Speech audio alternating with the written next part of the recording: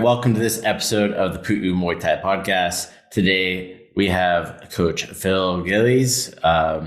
Phil, how you doing today, man? I'm doing very well. Thanks for Good. having me on. I'm excited to chat with you today. I know last time we were on, we were kind of just like asking questions, I think, like that. I don't think you were coaching yet either. It's been a while. I can't even remember the episode number that it was on, but you've been a student with us at Pu'u Muay Thai since what, 2019? Yes, 2019. 2019. Damn, man, like, time flies. I worked through us during COVID, had your first match in the backyard in Ojai. Street beefs. Street Beast, aka the Velociraptor, and then continued on training, began to help out with coaching, doing leadership and stuff like that too. So tell us a little bit about yourself. Well, I started martial arts back in 2017, back when I was doing stand-up comedy. When I was doing stand-up comedy, the thought crossed my mind that, I was doing shows in some shady bars, shady dive bars, places where people are definitely like packing, got tattoos on their heads, stuff like that. And I'm like, dude, if I piss anybody off with a joke, I don't really know how to defend myself. And that's what led me to pursue martial arts. And now here I am. I quit stand-up and I've kept doing martial arts. I found it a lot more fulfilling than, telling jokes to empty rooms or nobody laughing. And, no one laughs at my jokes when I'm teaching class anyways, but at least still I'm teaching them something. So And you have a room full of people, right? right. Definitely, man. I know we're stoked to have you at the academy as part of the team and stuff like that too. Kind of going through that first fight process, it was a long drawn out thing with COVID. You stayed ready for like a whole year for USMTO. Was there like a secret that like helped you get through to help you tackle that task and, to kind of be able to get to that point where you're like, hey, I'm going to stay ready no matter what? That's a good question. Back then, so that would have been, 2020, 2021. And when I started at Pu'u Muay Thai in 2019, I was closer to like between 190 and 200 pounds. Yeah. And as I was moving up the ranks, I think I got to green shirt. So right at the intermediate advanced level. And you took me aside and you had me sign a student commitment agreement to come in and train 3 times a week to lose a certain amount of weight. And then the goal was to, compete a few times. Yeah. I originally said I wanted to compete once. And then you're like, you got to do it at least 3 times to get a good feel of what competition's like. I've done 4 now and I still want to do, at least 1 more. Yeah. But when I started that journey and I saw the transformation from my commitment, I was waking up and going to the gym and I was coming in to train. Sometimes I would, do the whole block of classes in the evening time because I realized it was a big goal. I took it very seriously because, you're going to get in and you're going to fight somebody else. So I was just, I guess, out of the nervousness of anticipation and what could happen. Yeah. That was a huge part of what drove me. The other part was I was pretty much obsessed with Muay Thai from the day that I started. And so the obsession kind of helped as well. And then when I would be resting, I would just feel like, I need to be doing something, right? So part of it was maybe a little bit of an unhealthy obsession. Yeah. I didn't focus on rest as much as I should have, or recovery, which you can see. And remember, I watch my street beefs fight from time to time just to see, and I look at how stiff my hips are and stuff like that. And I'm like, oh man, I should have been stretching a lot more and going to get a massage so I could, I didn't throw very many kicks in that fight because hip mobility was a huge issue. But I would say just the obsession to want to win my first fight, because if I wouldn't have won my first fight, I think I would have taken a different direction. I would have been a lot more discouraged, and who knows if I would have still kept going. But it was that drive to win, because I was like, if I don't win my first fight, then what's the point? Sounds like something you would say. Right now, I've developed a more healthy mindset around training now to help me with longevity. Because the mindset that I had back then, like it was good to get me to start and to win my first fight, but for the long term, it wasn't a sustainable mindset. So Mhm. does that answer the question? Yeah, it does. So like, definitely like, I'm having like a proud coach moment for the commitment agreement stuff because those are like such key things. Like having those goals and like committed, like you have a group of people that are committed and like are aware of this goal. And, with that too, like how did you tackle like the most going through that? Like how did you figure out what was like the most vital priority each day when you're like, now you're going through and you say you have a healthier mindset? Like, how did you come to that? How did you get to that? Like, figure out, like, hey, what are the vital priorities I need to get done each day to continue that longevity in training? So at first, I think I found a lot of my self-worth tied up in my ability to train and my skills because it brought me a lot of inner peace and mental clarity when I started.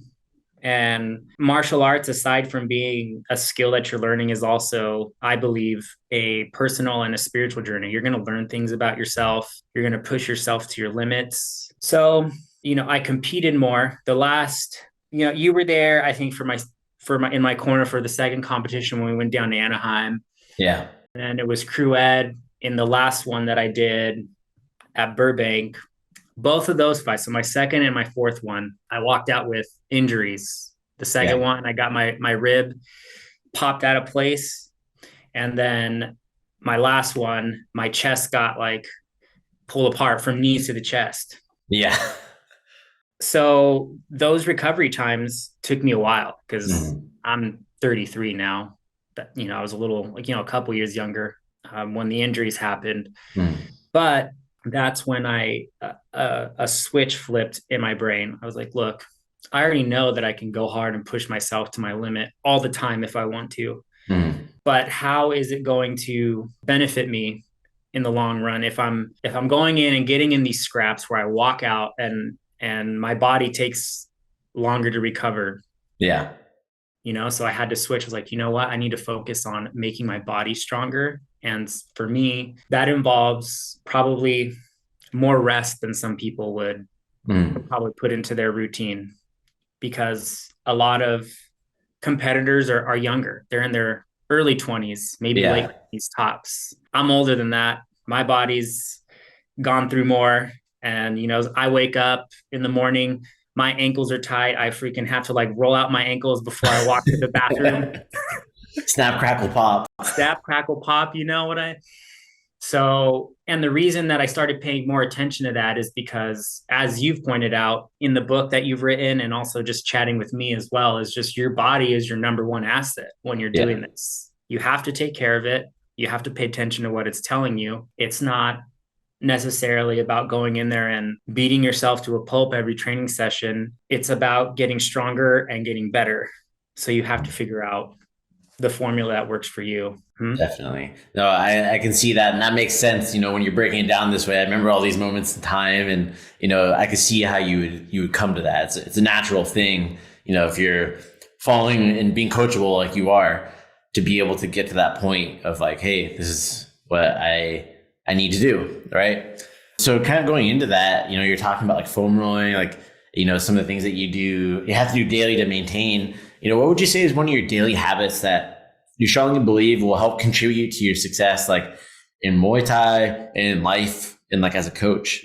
I would say just being accepting of what the work that you need to do is and doing it.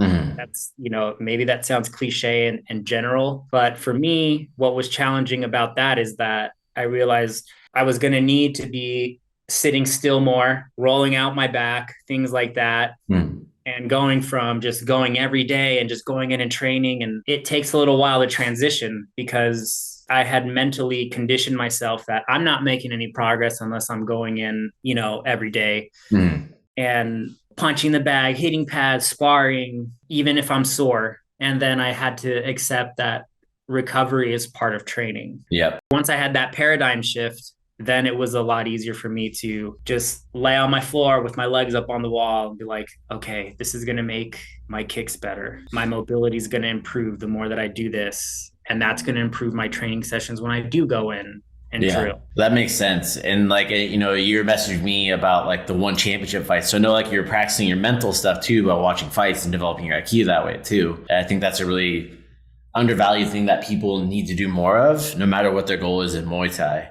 So I know that you're working on those things as well. Going through that, I know some of your backstory. I know some other people. I know most people don't probably. I want you to tell us about like what's a challenging time or a situation that could have devastated or even ruined you, but you persisted. You made like some tough decisions, and now that it was like a once painful memory, it serves as an invaluable learning experience. What would you say that would be? In life in general, or specifically within competition, or Whatever you're comfortable sharing, my friend. I think last year I started therapy, going to Mm-hmm. therapy, and I delved into my childhood with my therapist to kind of just get into the psychology of why I tell myself some of the things that I do to keep myself going and determine what's healthy, what's not healthy. Because you've known me for a few years and you've had your moments with me where it's just like, okay, Phil, you need to chill, like, relax. Everything's gonna be okay. Just let things play out. When you've been instructing me to be a coach and maybe I've gotten defensive during corrections, you're like, no, no, no, it's okay. Like you didn't know it's you. I'm just showing you this so that you know Yeah. what to do, right? So I learned in therapy that a lot of those kinds of reactions came from the fact that my parents were I'm adopted. So I've had an issue with abandonment, and then I have an issue with perfection because of the way that I was raised and the things that I went through in my childhood. And I've had to train my brain to realize that, or, people aren't out, if I don't do something perfect, that doesn't mean people are going to be like, all right, well, later, we're not your friend anymore, or get out, or like that, right? That part of human is making mistakes. I think that kind of goes into like why your drive was like, hey, I'm going to do everything in my power to be good, right? And win my fight. So like, you had took that obsession to be that perfectionist stuff, like a little, and made it like unhealthy, right? Right. Yeah. I can definitely relate to that little bit like OCD almost that develops out of that for sure. And that, we've talked about the therapy thing before, and the amount of people that need it, man, they don't realize it. It's pretty out there. And I think a lot of it got brought to the light, I think even more so during COVID with like the self-isolation and stuff like that too, that people went through. And we're all lucky because we all had each other during that time, right? So it was like, yeah, definitely. It could have been a lot worse. That's what's really great about like our community that we have at the academy and stuff like that also. So going through that too, what do you think is the most critical skill that, people need like in order to master, in order to thrive in, I don't want to call it post-COVID times, but like it's, the like our whole society is kind of like it's being digitized. So what would you say is like a really critical skill that a person is going to need today to be able to thrive and be able to live? To live happily, I would say, because we live in a more digitized world now, especially after COVID, it's easy to look at videos on social media and compare yourself to what's going on there and get discouraged because you see other people just kind of posting their best of moments, getting the likes, getting the clout. And I would say just put your head down and do the work for yourself and that kind of stuff. If you use it for inspiration, great. If it becomes a detriment because you're like, oh, well, I'm not there, so what's the point? Then you don't need that. The circle around you will notice when you're doing the work. And if they're good friends, they'll help you do the work as well. They'll want to be a part of your journey, and your journey will be inspiring to them as well. That, when I was training for my first fight and I lost all my weight, I think I lost like 25, 30 pounds. There were students that saw, they're like, oh my God, I remember when you were like 30 pounds lighter. And they're like, that's so inspiring. Like, it makes me want to like come in and train and like that, and that just, I wasn't doing it for that reason. I was doing it because it was what was required of me to do what I needed to do. Yeah. So I think the biggest habit people should develop, especially in a time where social media and technology can just be so distracting and confuse you, is just to stay on your path, just pay attention to what you're doing, be the best version of yourself. And this is easier said than done, right? Because you have to learn what the habits that you need to develop are, and it's different for everybody. There's Oh yeah, no cookie cutter way to just, oh, how do I get from point A to point B? And it's like that depends on you. definitely. And you touched on a lot there. And I think one of the big things, and we've talked about this, is like the easiest way to fail is to compare yourself to somebody else, right? And I do think a lot of people, they look at social media, right? They look at Instagram, whatever, like, oh man, I'm not that good. Or they look at even the person next to them. They're like, how come they're getting better? It's like, whoa, like no one's getting better than anybody. Like this is about like self-mastery in martial arts. And I think that's something that's like very key. And I've seen it. I'm sure you started seeing it too in coaching. Like, you get questions like, how come this person is getting better with this or this? It's like, whoa, like pump the brakes a little bit. This is about you. Like, the thing that you can work on is stop looking at others, right? You need to look at yourself. So going on to that too, there is a lot of lessons learned, through these times and stuff like that as well. Can you share with us or tell us about like what the most influential lesson you've learned from one of your mentors and how it helped you become the person you are today? It can be a mentor from martial arts. It can be from life, whatever it may be. A mentor for me would be my supervisor, Beverly. Mm-hmm. So I work as a property manager for a self-storage facility, Mm-hmm. and the company that employs me is a property management group. And Beverly has had a huge positive impact in the way that I've grown as a manager. And the biggest lesson that I've learned from her that also translate over to martial arts is no matter how big or how little the thing that you need to do is, if you just keep pushing it away, it's just going to become more frustrating the more that you avoid it. Oh yeah. And usually in my life, when there's situations that frustrate me, when I dive a little deeper, it's because there's something about the situation that I don't want to face, either because it means that I have to learn something new, have an uncomfortable conversation. And so it gets brushed under the rug. And so the biggest skill that I've learned is to just face those. And a way that therapy ties into helping me with that is to accept that conflict or facing your imperfections is not a bad thing. Nobody's perfect. Conflict is going to arise because no two human beings are the same, and conflict is completely normal and okay because it's just a result of differing thought patterns, ways of life. And the healthy way to address it is head on, and you'll learn something from it once you accept that it's a part of just the way things are. Mm-hmm. Awesome. No, that's great. For those who don't know, I've known Beverly. I met her when I was like a teenager. So it's actually a funny story. Maybe we'll get into that another time. What Phil does for work and stuff like that. Small world. Going into that too, with managing and doing that stuff too, kind of breaking down the recipe for success. We all know that building and scaling anything is like really hard work, right? I mean, you've built and scaled yourself essentially, and you're doing that with classes and coaching.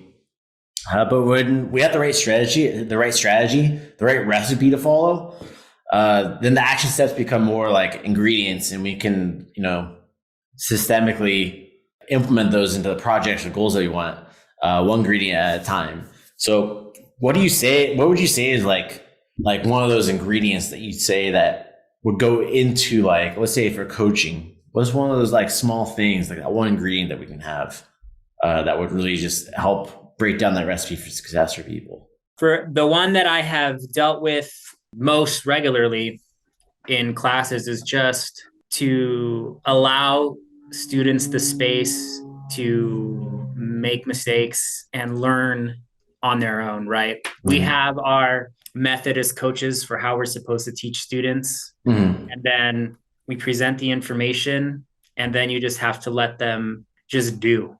Yeah. Right. You can't hold their hand and stop them after every rep. Like, no, this is what I meant when I said that. Right. You meant the idea, just like extend your jab all the way.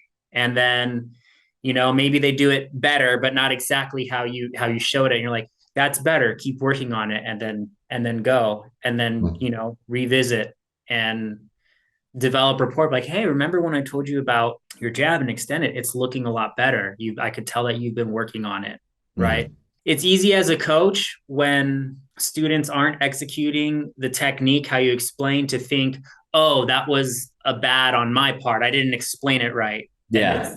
No, everybody receives information differently. You Yeah. give them the basics and they're going to learn it in the way that they learn it best. And your job is to guide them accordingly. Yes, absolutely, man. So, and kind of going into that too, if there was like a magic reset button as it relates to starting your journey in martial arts, what like system or method would you go back and put into place sooner rather than later, and why? I would definitely have put into play getting up early, doing my runs, just getting up and doing something for myself first. It's very commonplace. You sleep in until like the last second. I need an hour to prepare for work. I got to be at work at 8, so I'm going to wake up at 7. But what that does is that sets you up to your habits are being developed for the benefit of somebody else. And after years and years of doing that, that wears on your mind. You start to get disgruntled and you realize like, what am I doing? But if you start your day doing something for yourself, something to improve yourself, you're in control of your life, and it leads to an overall just you're in a better mood. You feel like there's purpose to what you're doing. And also it's going to make you a better asset to whoever you work for. Yeah. You have a healthier state of mind. Definitely. And I can relate with that 100%, with the amount of like, time you have in a day, right? It's easy to work and give and produce, right? But it's really hard to pour from an empty cup, right? Exactly. Yeah. So with that too, what's one strategy or like recipe that if another coaches could consistently apply every day to compound big wins for them, what would that be? From my personal experience, I would say take the time to don't save your lesson for the day of.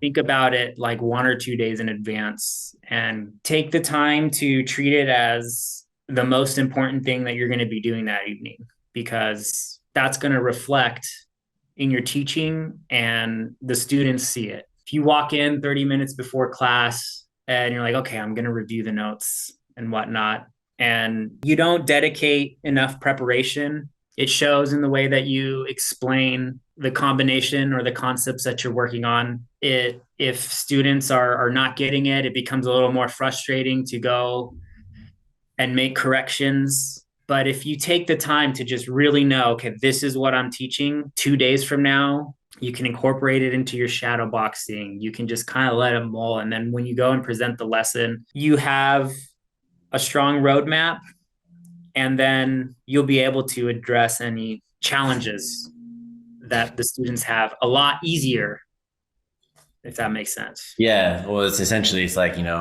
was the saying, I believe, is fail to plan to fail. Exactly. Yeah. So you got to prepare, right? You got to prepare for success to be successful. Going with that too, let's fast forward 1 year.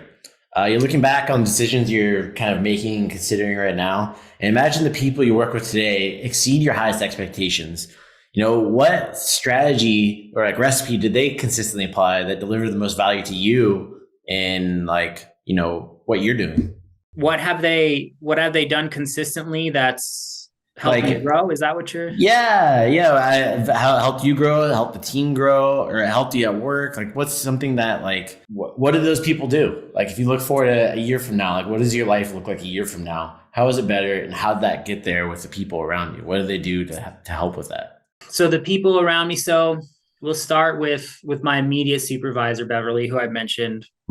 She has allowed me so much room to grow, hasn't micromanaged. And I've learned so much about how to be a leader and be a manager because she's given me room to fail, make mistakes, and then just, set me straight whenever necessary. You and crew ed, same thing, you just allow the room for growth. And, I've been working with crew ed doing private lessons the past month and a half.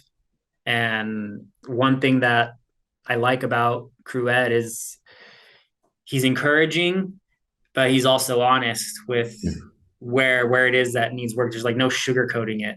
Yeah. So it can hit a little different and you're just like, oh, well, okay, but afterwards you realize like, I'm on the competition team. He's not gonna sugarcoat, right? Yeah. There's gonna be a day again where he's in my corner and trying to lead me to victory. Mm. And it doesn't help to sugarcoat. So I would say one of the things that goes into that is the people around you. The consistent thing is candor, right? And yeah, Yeah, being candor is like being, people would say being frank, right? yeah, So let's go into this too. Let's imagine that you're standing in a room full of martial artists, which is not uncommon for you, right? And let's say other, people like business people or managers, people just like you when you were starting out, right? And they're battling their way through fears, worries, doubts, struggles to find their footing and what it is that they're doing. What are 2 or 3 strategies you'd recommend they focus on to best ensure their own success? well, to be coachable, as you mentioned, and that kind of goes hand in hand with being willing to accept that you're going to make mistakes. Perfect. And then being flexible as well, not so rigid in terms of what your vision is. You can have a vision at the beginning, and then as you go through the journey of whatever it is, things play out differently than expected, and you want to frame it as things going wrong or what am I doing wrong? Yeah. And sometimes it's like, no, actually you're doing exactly what you need to, and it's turning out different than what you pictured. Yeah. And accepting that your ride's going to go a lot smoother, because if you start trying to force things that you just can't change, that's where unnecessary stress and frustration and things can go downhill from there. 100%. So, kind of going through, I know you've been doing like some training on like early mornings and stuff like that too, right? At the academy. Right. Yeah. So what got you that? Is that part of like hey, I want to get up early and do something for myself? That's partially, but also because I'm currently studying for my real estate license. And also, I'm going back to school to get my associates in business management so that, I can just move up professionally to be able to have the finances that I need to keep my Muay Thai journey going, because I've gotten to a level where it's like, I need to invest more to be able to get better. Right. I want to go to Thailand. That's that costs money. I want to invest in private lessons with Crew Ed. That costs money. Right. So seminars, workshops. Yeah. Yes. That kind of thing. Because I realize that I need to stay sharp for the students that I instruct. 100%. And then I realized I had to kind of pivot my training schedule. When I was competing regularly, I was able to go in every night, right? No problem. Now at night times, I needed to study. So I'm not in the evenings as much. And I want to be in there every night. If I could go in there every night and do my studying, that's what I would do. Yeah. But I have to substitute training time for studying time, which means that I need to put my training in the mornings to be able to get all the training that I need to just maintain. But you're still getting it in though. That's the key thing. It's like you're still getting it in. And I've joined you once, and I will join you more in those morning time sessions. That was fun. It's hard to get up and be there at 5:30, but I wouldn't be there. If there was another time I could do it, I would, but that's just. Oh yeah. But that's where it fits. So you do it, right? Yeah. Going with that too, like, talking about, you've gone through leadership, you're going through leadership stuff. Like we're always constantly like leadership training, like even myself. Right. What do you think has been like the biggest takeaway from like doing leadership training and learning this as well? Thing from leadership training that I have found extremely useful, not just in when I'm out on the mats, but also what helped develop me as a leader in my day job, was the way that we correct, to make sure that we're pointing out what's going well, and then like, hey, this is what needs to be worked on, and then ending on a high note. So that has translated well into areas of conflict at work. Whether it's a tenant that's not following the rules or whether it's my assistant, it's like, hey, I really like that you've been attending here for so long and, you pay your rent on time. This particular thing we need to address because it can't be happening. I'll see you in the office next month when you pay your rent. We always enjoy seeing you. Mm-hmm. I address the conflict, but then I still leave them feeling good most of the time. Other times people are like, yeah, whatever, right? There's always the jerks that are never gonna follow rules. Yeah. But that little nugget from leadership training has gotten me very far in my professional life. So yeah, well, like, and I think that's goes into like just, it's almost like you're coaching the person, right? Exactly. When you're talking to them. And this is like those little skills that I tell people, like leadership training helps you in so many things that are not just like in Muay Thai. And we've had students who've been like high up in the corporate world that have come into leadership training, like, man, I've done so many trainings like this, but I never really listened because I just didn't give a damn about it because it wasn't something cool like Muay Thai where like I was able to relate to it more, like where I wanted to actually like be better. Exactly. Right? So, and it's hard to like, have these scenarios and work because you don't get them all the time. But when you're on the mats teaching in martial arts, you get them all the time. It's like you make corrections every class. Like it's part of what you go through as being a martial arts instructor is getting that stuff too. With that, Coach Phil, thank you so much for coming in today, man. When are you on the schedule teaching right now as of November 13th? I think right now I'm still just filling in wherever the regular coaches need coverage. Mm.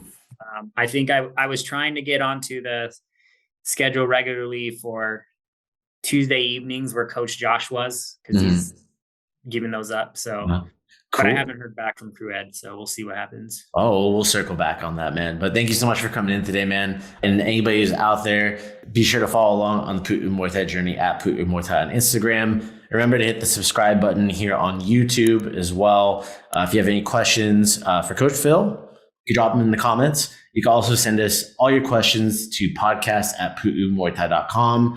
If you want to be on the show, if you have any ideas, please go send us a message there or just drop a comment. All right. Thank you so much, Coach Phil. Thanks for Jonathan. Sawasdee.